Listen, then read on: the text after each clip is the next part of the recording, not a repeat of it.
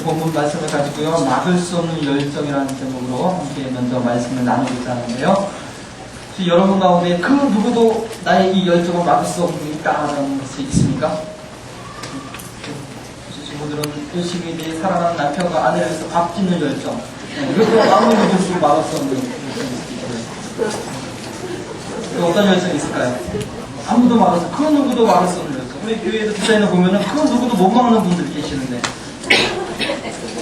근데 지금 여러분과 함께 제가 나누고자 하는 그 열정은 뭘까요?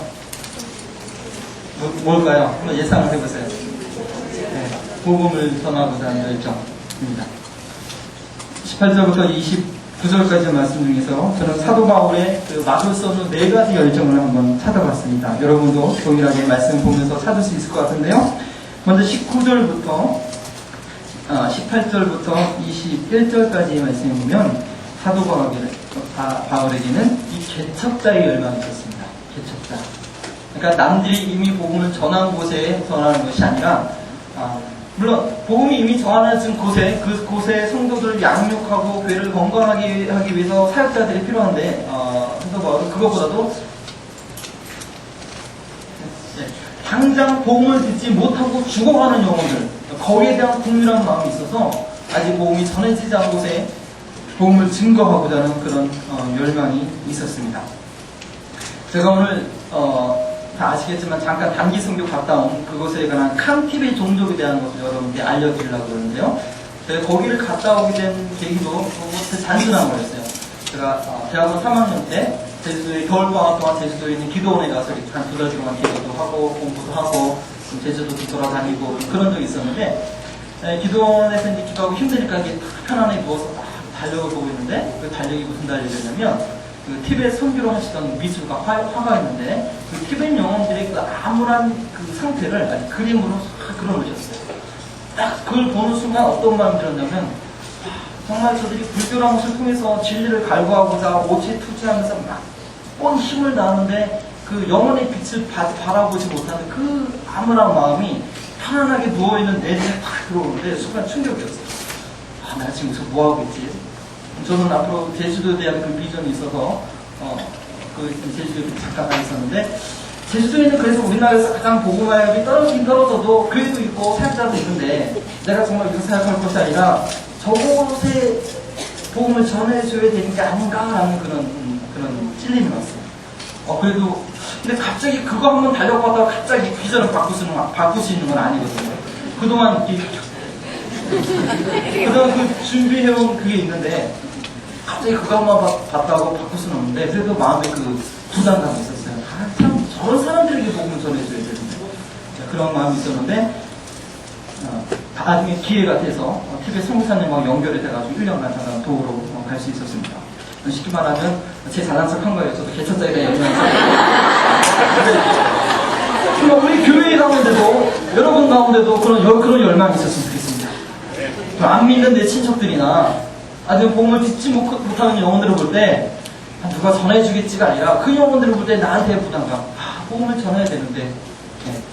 그래서 우리가 정말 우리 교회가 더 활력을 얻고 힘찬 교회로 성장하기 위해서 사도 바울과 같은 복음이 아직 전해지지 않는 곳에 찾아가서 복음을 전하는 그런 열정이 있었으면 좋겠습니다. 우리 교회 특별히 선교위원회가 선교국이 잘 세분화되어 있어서 준비하고 알고 있는데요. 참 감사합니다. 두 번째 22절부터 23절 내용에 보면요. 23절 보면 특별히 이제는 이 지방에 일할 곳이 없고 또 여러 해 전부터 언제든지 서바나로 갈 때에 너에게 가려는 원이 있었으니, 여기서 서바나로 갈 때에 너희를 지나간다. 너희는 로마 사람들이죠. 여러분 서바나 혹시 어딘지 아십니까? 스페인. 예, 아시네요. 제가 한번 얘기를 한 것 같아요. 예, 스페인이에요. 스페인. 지금 복음이 예루살렘 시작돼서 그 위쪽에 아시아에서 이쪽 동쪽으로 아시아를 가다가 성령이 막으시고 이쪽으로 유럽 쪽으로 퍼뜨려서 마게도냐, 바다를 건너서 마게도냐와 고른도 지역까지 이제 사도 바울이 편만하게 복음을 전했어요. 그 다음에 또 바다 건너서 로마라는 땅이 있고, 그 더 건너면 독일과 프랑스와, 지금의 독일과 프랑스와 그 밑에 이 스페인. 그리고 조금만 더 가면 포르투갈 아니고 있어요. 조금만 아닌데 어쨌든 이 스페인은 그 당시에 땅끝이라고 했어요. 땅끝. 예. 그러니까 사도 바울은 그 예수님의 명령대로 정말 땅끝까지 가겠다고 하는 그런 열정이 있었다는 거예요. 사실상 로마까지 가는 길도 힘들지만 우리가 볼 때는 로마까지 가기로 참 어떻게 가냐, 물론 포승이 묶여가지고 하나님께서 자동적으로 가게 하셨는데 그 스페인까지 가는 게 결코 쉽지는 않거든요. 네, 쉽지는 않을 거랍니다. 그럼에도 불구하고 주님께서 땅끝까지 가서 복음을 전하라고 했기 때문에 이 사도 바울 가운데는 그 가는 길이 얼마나 힘들고 어려운다 할지라도 그게 연연하지 않고 내가 서방하러 간다, 땅끝까지 간다, 그런 열정이 있었다는 것입니다. 그래서 우리 성도들에게도, 우리 선교사님들에게는 그런 열정이 있는 것 같아요. 지난번에 우리 와리와리 쪽이었나요? 네, 필리핀에 와라와라죠. 와리와리. 우리가 좀 많이 가야 될 것 같아요. 많이 가야 될 것 같은데. 거기서도 그 선교사님이 물이 없어서 고생하셨습니다. 네. 근데 그게 문제가 아니에요. 물이 아무리 없어도 주님께서 땅끝까지 가라고 하셨기 때문에 그 선교사님한테 그 열정이 있었기 때문에 거기서 돌아오지 않고 거기 있었던 것이 아닌가. 제가 있었던 지역도 보통 2000m 이상이에요. 그러니까 백두산보다 높은 지역이랍니다. 보통 티베트산들이 사는 지역은 또 4000m까지 가고요. 처음에 그렇게 높은지 몰랐어요. 모르고 갔는데 가니까 막 기운이 쫙쫙 빠져요. 기압이 높으니까 막 힘이 막 빠지더라고요. 또 갑자기 이병만을 갑자기 막 밤에 숨은 못 쏘신다 그래가지고 막 그냥 숨쉬는 거. 그래도 또 잘난 척하면 제 마음 가운데 지금 땅끝까지 가라는 그런 열정이 있었기 때문에 중간에 포기하지 않고, 저희 아내는 입덧이 너무 심해서 먼저 왔지만 그 약속된 1년은 아니었지만 10개월을 지킬 수 있었던 것 같은데요. 정말 우리 가운데도 주님께서 가라고 하신 그곳이 얼마나 힘들고 비용이 아무리 들고 한다 할지라도 그 주님의 명령이 순종하는 열정이 있어서 그 어느 곳이라도 갈 수 있었으면 좋겠습니다. 다시 그 직장에서도 마찬가지입니다. 진짜 참 남들이 하기 힘든 그 장소라도 내가 그리스도의 복음을 들고 간다는 그 소망을 가지고 가면은 그 직장에서 그리스도의 빛을 발할 수 있을 것 같아요. 아멘. 제가 대학교를 군대를 좀 늦게 갔어요. 장교로 가고 싶었는데 그게 안 돼가지고 대학교 졸업하고 4년 얘기했죠. 네. 졸업하고 대학원 합격하고 이게 또 넘겨볼라 했는데 하나님께서 너 복음 증거하러 가라. 복음 증거하러 가. 근데 늦은 나이에 졸업하고 해서 힘들잖아요. 근데 그렇게 순종하니까 153명 결신할 수 있도록 인도해 주셨거든요. 네. 지난번 제가 처음 와서, 시역에 처음 와서 했던 것 같은데, 하나님께서 우리 가운데 소원을 두시고 그 기쁜 뜻을 위해서 하는 겁니다. 그건 제 자랑이 아니고 정말 주 안에서 주님의 그 기쁜 뜻이 뭔지 여러분과 함께 나누기 원하는 것인데요. 세 번째, 사도 바울의 그 열정은요, 24절부터 29절까지 말씀을 보니까 현실을 무시한 몽상이 아니었다는 거예요. 사도 바울의 열정은 그럼에도 불구하고 현실을 무시한 몽상이 아니었어요.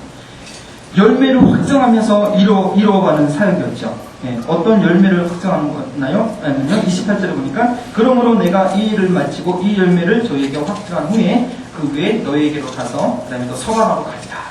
네, 또 선교 중요하죠. 교회가 선교를 위해서 있습니다. 선교를 막 부르짖어도요, 무조건 나가야 된다, 무조건 선교해야 된다, 그건 아닌 것 같아요.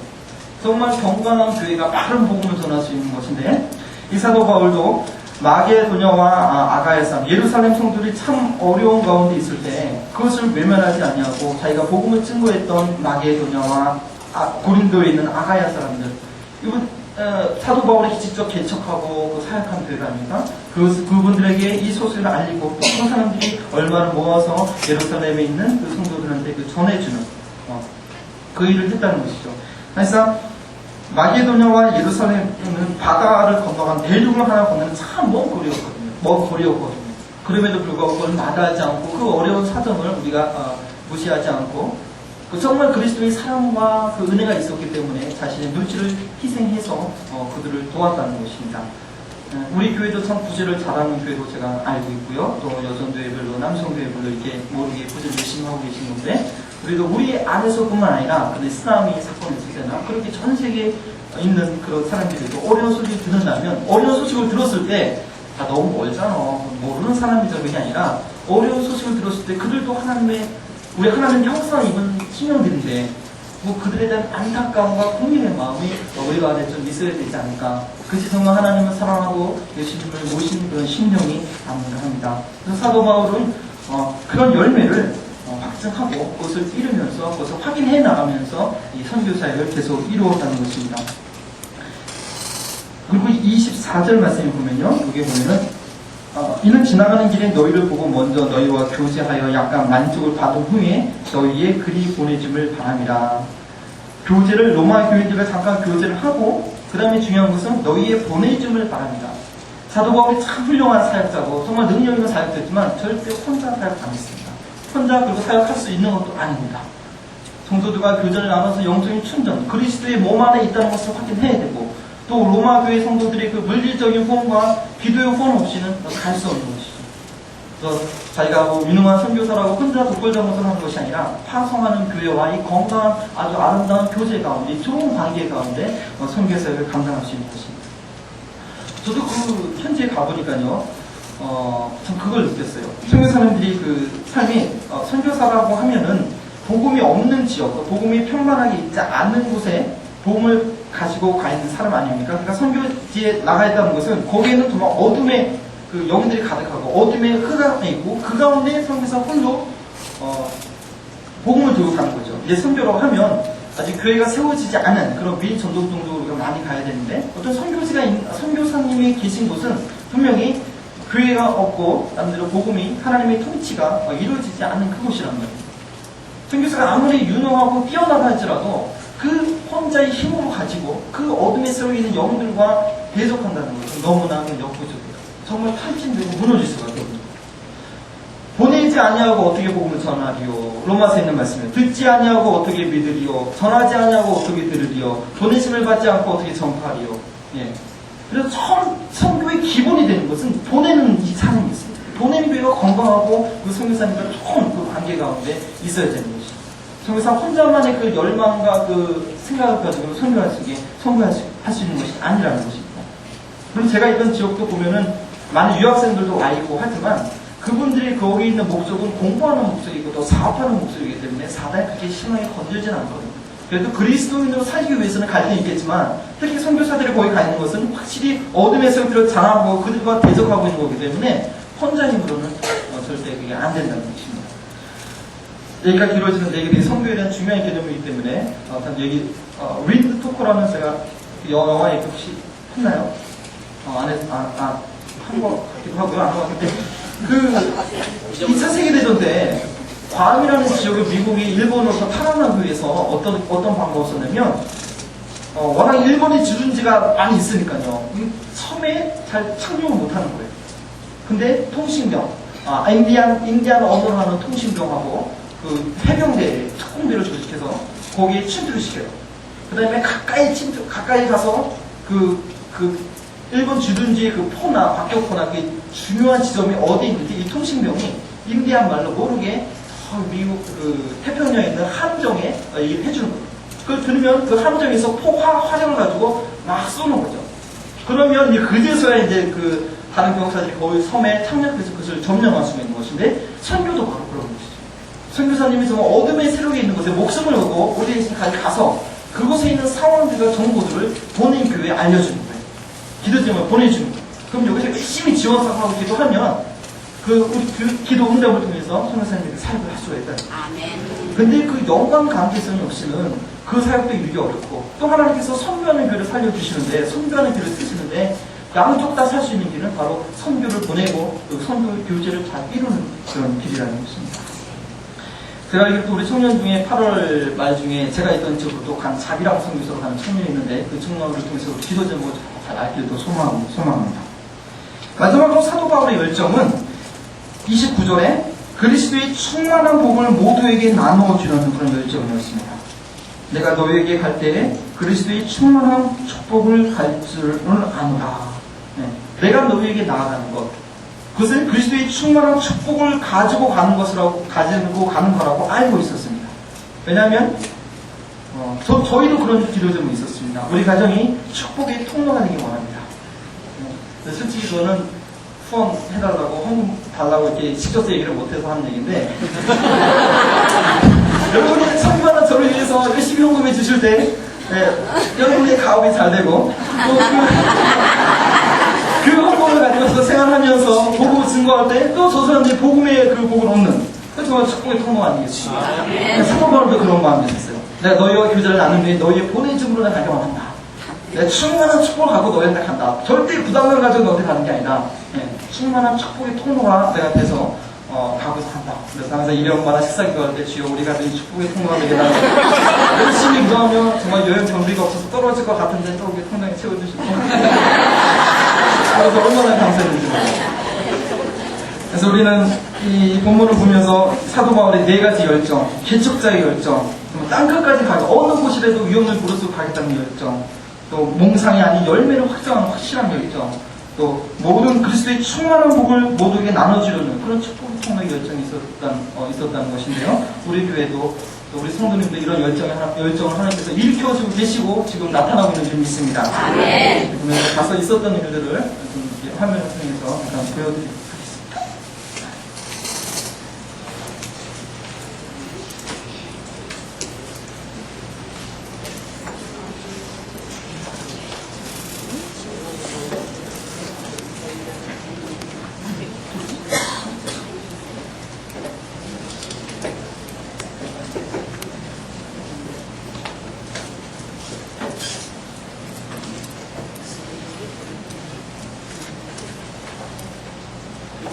티베트 그들은 누구인가? 티베트라는 그 종족은요, 우리 옛날에 삼국시대처럼 여러 부족 국가가 있었어요. 근데 우리 한국 통일이 신라 때 7세기 하지 않았습니까? 그때 역사는 다 비슷한 것 같아요. 티베트 7세기 쪽에 부족 국가에서 중화권적인 국가로 되면서 불교를 국교로 받아들이게 됩니다. 그리고 티베트라는 종족은요, 이런 문자는 똑같은데요. 구어체, 우리나라 그 사투리가 있는 것처럼 이 구어체가 달라요. 대표적으로 3개가 있어요. 티베트 쪽은 이게 너무 산악지가 많고 서로 간에 교제를 못하니까 이게 완전히 스포큰 랭귀지가 서로 말하는 거 완전히 달라졌어요. 그래서 흔히 알고 있는 라사 티벳과 북쪽에 있는 암도 티벳, 그리고 저희가 사역했던 캉 티벳 3개 종족 집단으로 나눠져 있습니다. 이 티벳 사람들의 정체성이라고 하면요, 내가 티벳인이다 라고 얘기할 때 말할 수 있는 것은 나는 불교에 대해서 알고 있고 티벳 문자에 관해서 알고 있습니다. 최근에 그 티벳이 중국에 공산화되면서 많은 티벳 사람들이 중국어를 하고 티벳 불교를 잘 모르거나 한 물질 문명을 알고 그러는데 그 사람들은 진정한 티벳이라고 할 수 없죠. 내가 티벳인이라면 불교와 티벳 문자를 알고 있어야 됩니다. 티벳은요, 1950년대 이후에 중국으로 인해서 공산화되면서 같이 침범을 당하고요. 그때 정신적 지도자 달라이라마는 인도로 가서 임시정부에 있고 티벳 본토 사람들은 중국 정부에 통치하게 됐습니다. 누구 아는 사람들이요? 티벳 사람들이 살고 있는 그 지역에 대해서 얘기하면요, 여기가 국경이고요. 원래 중국 땅은 여기에 중국 한족 사람들이 살고 있는 땅인데 점점 밑으로 이렇게 많이 이렇게 확장하고 여기 티벳과 그 위에 위구르 종족, 이슬람 위구르 종족이 살고 있어요. 근데 공산화 이후에 이 땅 전체가 중국 사람들이 차지를 한 거죠. 원래 티벳 쪽은 이렇게 여러 지역인데요.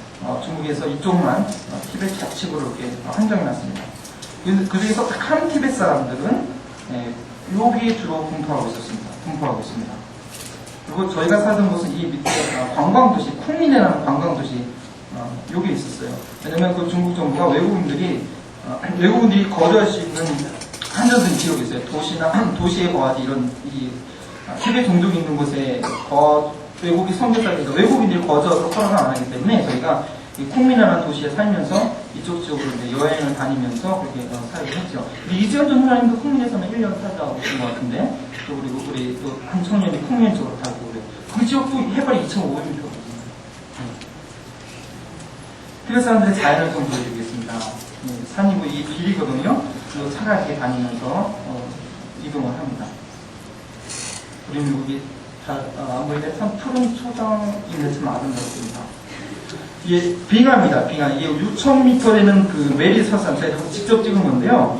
2003년 8월 27일에 찍었죠. 이게 눈이 아니고요. 옛날 그 빙하 시기에 빙하가 운반 움직이면서 거기 산에 부딪혀가지고 얼음덩이 이렇게 있는 겁니다. 이 계곡 사이에 주로 마을들이 구성되어 있습니다. 티벳 사람들을 보면요.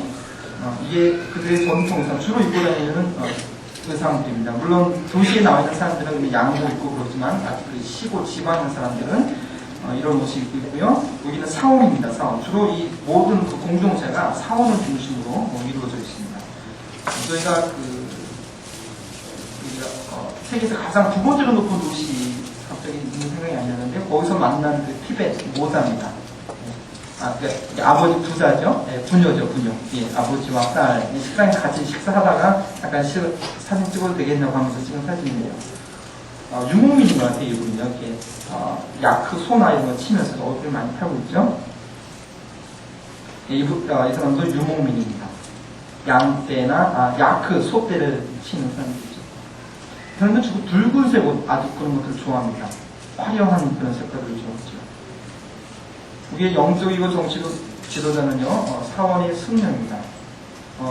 이 사진도 제가 직접 이 사원에 들어가서 만나서 찍은 것인데, 이 사원의 원장입니다. 이 사람들의 일과가 하루 종일 아침부터 그 사원에 들어가서 아침부터 그 경전, 불교의 그 경전을 연구하고 읽고, 공부하는 그 일과죠. 또 이 승려들이 의술도 공부를 해서 사람들에게 고쳐주는 일도 하고, 어쨌든 티베트 사람들의 모든 문제들은 이 승려들이 관할하고 있습니다. 저라고 한번 보시고요. 이 그림이 다 보이시나요? 이게 불교에서 말하고 있는 극락, 천국, 지옥, 악유라고 하죠. 그 순환하는 그 그림을 그려놓은데요. 사람들의 종교 활동을 보면 전 민족이 열심히 있는 불교 구조사입니다. 이것이 기도 법어 깃벌이라고 하는데요. 이게 이 깃발 가운데 그 경전, 불경의 그 내용들이 기록되어 있어요. 우리가 하나님 말씀 되게 소중히 여길 것 이상으로 이 사람들은 그걸 되게 소중히 여겨요. 우리나라 불교들하고 비교는 안 될 정도로 상당히 그 말씀을 소중히 여겨서 여기다 이제 그 법구를 써가지고 바람에 날리면서 여기 정신들이 전 세계에 퍼지라고 이렇게 해석하고 그리고는 기도받기인데요. 이 기도받기 안에 그 정전을 축소시킨 그 내용 종이가 있습니다. 그래서 이 기도받기를 돌리면서 그게 한 바퀴 돌아가거든요.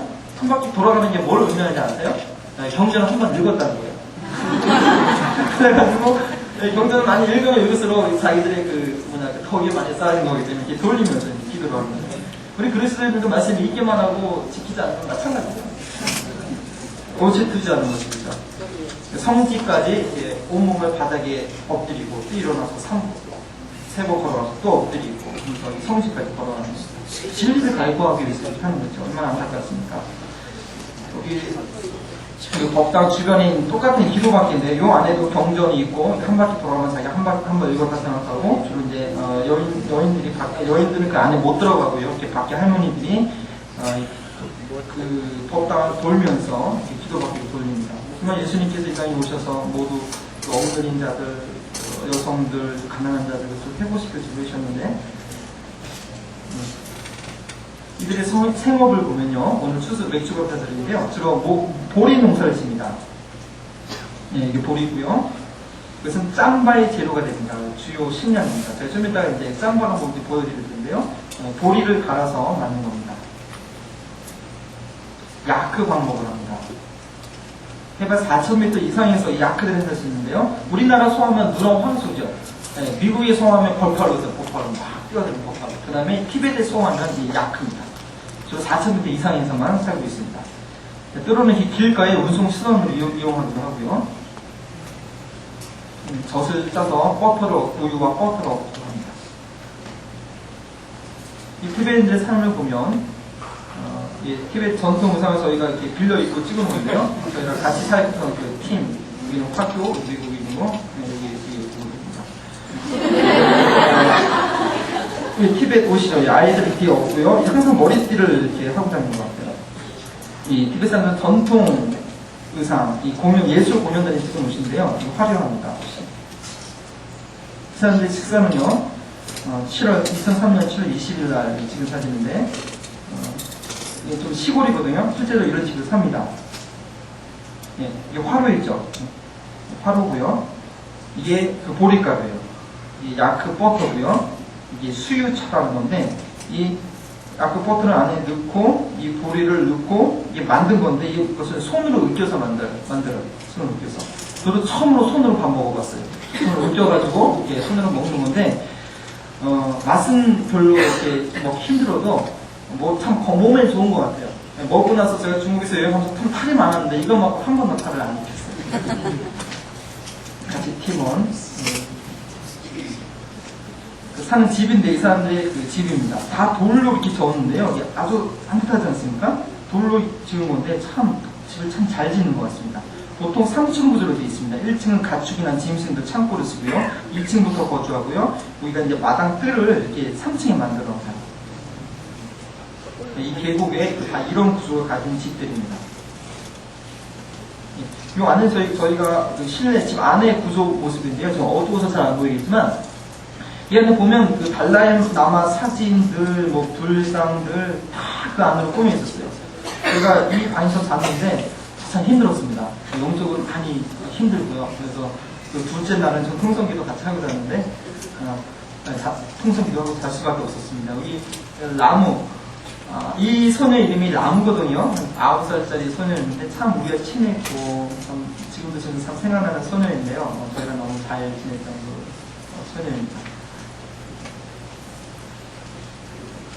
네, 그 다음에 이제 어떻게 사역을 했는지 소개해 드리겠습니다.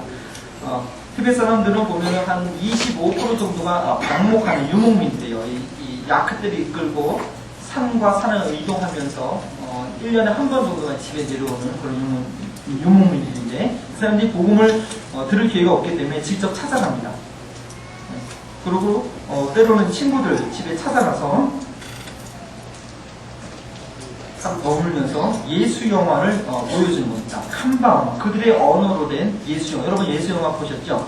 네, 예수 영화를 그들의 언어로 만든 거였는데요. 그것을 보여준 모습입니다. 제 팀장이었는데요. 이분이 지금 보여주고 있는 그런 모습이고 이게 조그만 게 뒤에 보입니까? 중국이 지금 상당히 그 DVD 문화, CD 문화가 많이 발달되어 있어요. 각 가정마다 이 티베트인들도 집에 가보면 이런 CD가 익숙하지 낯설지 않아요.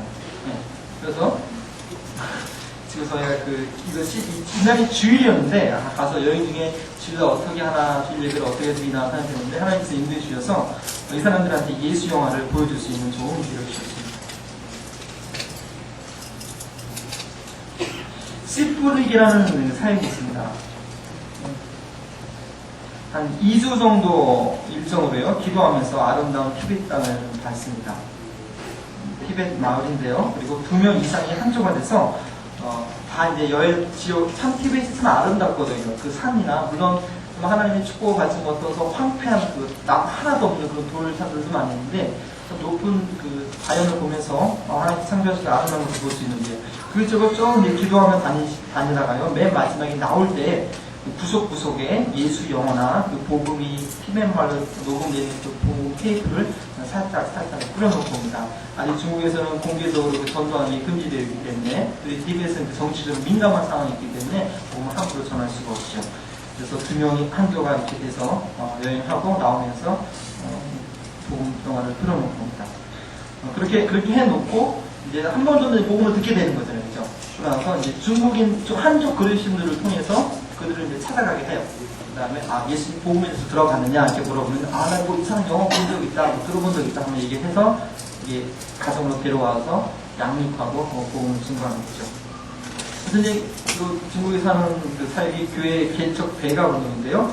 그러니까 우리 교회는 한국에서는 건물 지어놓고 사람들 모이게 하는 그런 형태가 아닙니까? 근데 중국 같은 상황에서는 건물 지을 수 없으니까 각 가정에서 한 5명, 6명 모이면 다시 다른 교회를 개척하고 그 사람 또 교회를 개척하고 그래서 퍼지게 만드는 그런 사역 전략을 갖고 있습니다. 침례주는 모습, 세례주는 모습이고요. 이 건물이요. 그 청나라 시대 때 프랑스 선교사에 의해서 지어진 그 성당 건물입니다. 티베트 중에서 티베트 그리스도인이 0.1%밖에 안 되는데 18세기부터 19세기부터 이제 복음을 참 오랫동안 증거하긴 했어요. 근데 불교 흡수니까 받아들이지 못했죠. 근데 이 성당 건물이 지어질 수 있었던 것은 그 프랑스 선교사가 티베트 사람들이 해서 이제 죽임을 당하면서 이 프랑스 정부가 정식으로 이제 청나라에 요청을 했죠. 배상하라. 그러면서 이 청나라 정부가 이 성당 건물을 지을 수 있도록 허락을 해줬습니다. 주로 여기 가보니까 한 500명 정도 티베트 사람들이 살고 있었는데 대부분 80%가 천주교인이었고 또 3, 4대로 이게 천주교를 신봉하고 있죠. 개인적으로 얘기해보니까 그래도 삶 가운데 예수님이 가장 우선순위로 둔다라고 고백을 하고 또 성경은 날마다 읽는다라고 고백을 하더라고요. 왜냐하면 거기는 우리나라처럼 그 천주교 외경이 따로 없거든요. 중국 정부에서 발행한 성경 한 권밖에 볼 수 없기 때문에 개신교와 똑같은 성경을 못 봐서 아무래도 그 신앙이 좀 천주교적이지 않고 개신교적인 그런 모습이 있는 것 같아요. 가정 중심의 소공동체의 모임이고요. 기하급 수술로 증가하는 교회입니다. 평신도시자를 육성해서 삶 가운데 21층 되는 제자의 삶을 통해서 하는 건데, 처음에 모델화 시키고 도움 주고 지켜보고 떠나가면서 교회가 기하급수적으로 두 사람이 네 사람, 네 사람이 16사람, 16사람이 그 제곱을 해서 기하급수적으로 증가할 수 있도록 선교 전략을 세우고 있습니다. 네, 마치고요. 몇 가지 사진 좀 더 보여드리겠습니다. 네, 이 산이고요. 그 안쪽으로 이렇게 계곡에 사람들이 모여 있습니다.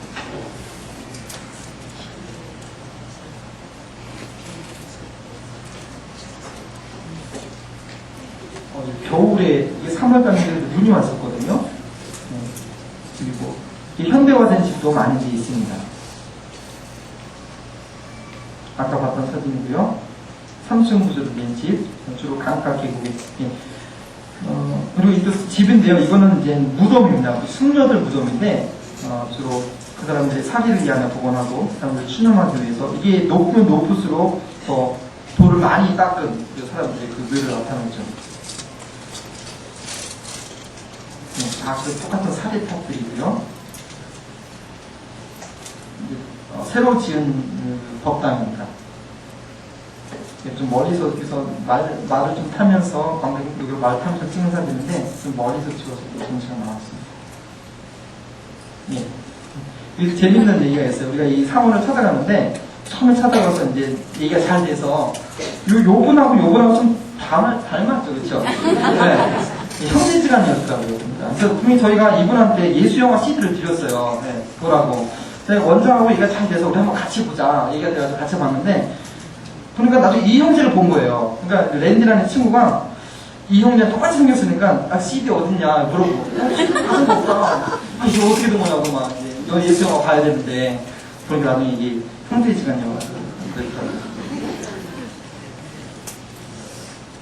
예, 제 디지털 카메라로 사진 찍고 보여주는 보통 한 7살만 돼도 이렇게 절에 입적시킬 수가 있죠. 어린 승려들이 절에 들어가서 생각합니다. 그리고 티베트 사람들은 자기 가족 중에 아들 한 명 정도 이렇게 보는 게 가장 큰 영광으로 생각하고 있습니다. 집안에 있는 온갖 달라이라마 사진 기록하기. 제가 티베트 고등학생들을 만나서 목걸이를 차고 있길래 거기 보니까 달라이라마 사진이 있더라고요. 항상 우리와 함께 있다. 우리는 예수님과 항상 함께 있다라고 이제 설명을 해줬는데, 달라이 라마가 저들의 살아있는 부처이고 살아있는 신이죠. 그리고 가정집에 방문해서 찍은 사진입니다. 이렇게 현대적인 옷을 입고 있는 분도 있습니다. 이분은 그 베이코맨 통신회사, 핸드폰 회사에 다니는 그 형제입니다. 넘어가고요.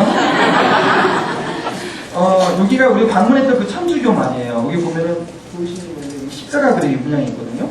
예, 십자가 그림이 있고요. 물론 중국 그리스도인들 저희가 같이 통역하면서 다녔던 형제고, 티베트 할머님, 여기 청년 손자입니다. 인터뷰하고 나서 이제 기념사진 찍습니다. 이제 유목민들 사진 좀 보여드릴게요. 저희가 찍은 게 아니고 같은 팀원이 찍었는데. 지금 이 사진 찍으신 분이 의정부에 있는 국제학교 교사거든요. 네, 티베트 사람 사진을 잘 찍었습니다. 티베트 네.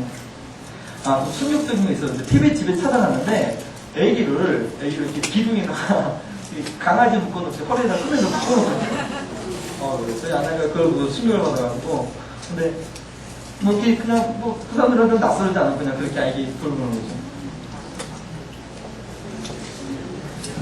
이게 화로죠. 화로고, 오늘 저희가 맥주 감사소를 통해서 우리나라에게 주신 축복들, 우리에게 주신 많은 복들이 있는데 그것을 좀 나눌 수 있었으면 좋겠습니다. 이 사람들이 하나님의 복음을 모르기 때문에 이렇게 자연스러운 삶을 살고 있죠. 참. 예, 이분이 찍은 사진인데 이건 라디오입니다. 지금 티벳 기독교 방송을 저희가 하고 있거든요. 그쪽에서. 그래서 이 자가 발전되는 라디오를 가져가서 라디오를 나눠줘요. 그래서 기독교 방송 들을 수 있는 방법을 가르쳐주는 그런 장면들입니다. 이 DVD 영화 보여주면 사람들만 몰려와서 보는 거죠. 여기는 이제 지금부터는 그 티벳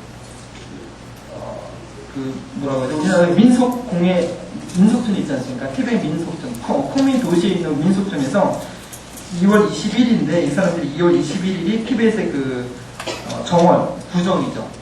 음력으로. 그날 행사에 있어서 가서 찍은 사진입니다. 옷이 투자하는 모습 재현하고 있고요. 이 수유차 만드는 모습도 볼수 있습니다. 이게 까따라는 목걸이 같은 건데요. 귀한 손님이 올 때 이 하얀 거, 이 까따 이렇게 목에다 걸어주면서 환영하는 선물이 이 까따라는 선물입니다. 흰색, 노란색 여러 가지 색깔들이 있고요. 티벳 사람들은 춤추는 겁니다. 티벳 사람들이 참 춤을 좋아합니다. 어디 가든지 이렇게 중국 정부에서 이렇게 마당 공원 하나 만들었어요. 중국 사람들이 중국 정부가 티벳 사람들을 회유하게 하는 방식이긴 한데 매주 한 주일에 한두 번 정도는 온 티벳 사람들이 광장에 모여가지고 다 모여서 우리나라 강강수월이라는 것은 춤을 추거든요. 1시간이고 2시간이고 끝이 없어요.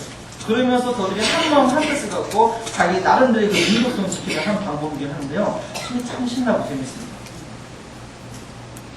티벳 여인들입니다. 의상. 여기서 이제 쇼로 하는 거니까 아주 아름다운 옷을 입고 이렇게 보여주는 거죠. 예. 공연 끝나고 찍은 사진입니다. 이게 티벳 사람들이 어떤 사람이라는 것이 좀 이해가 되셨나 모르겠습니다. 우리와 같은 동양계 사람들이고요. 근데 참 체구가 좋습니다. 참 체구가 좋고 이런 사람들이 훨씬 좋은 체구를 가지고 있고요. 그리스도의 복음을 듣지 못해서 헛된 사상을 가지고 진리를 갈구하는 그들의 모습을 볼 때 정말 참된 것을 구하는 순수한 사람들이거든요. 그들에게 복음을 전해준다면 참 복음을 잘 받아들일 수 있을 것이라는 그런 생각을 해봤습니다. 네, 하나님께 찬양을 드리시겠습니다. 250장 찬양입니다.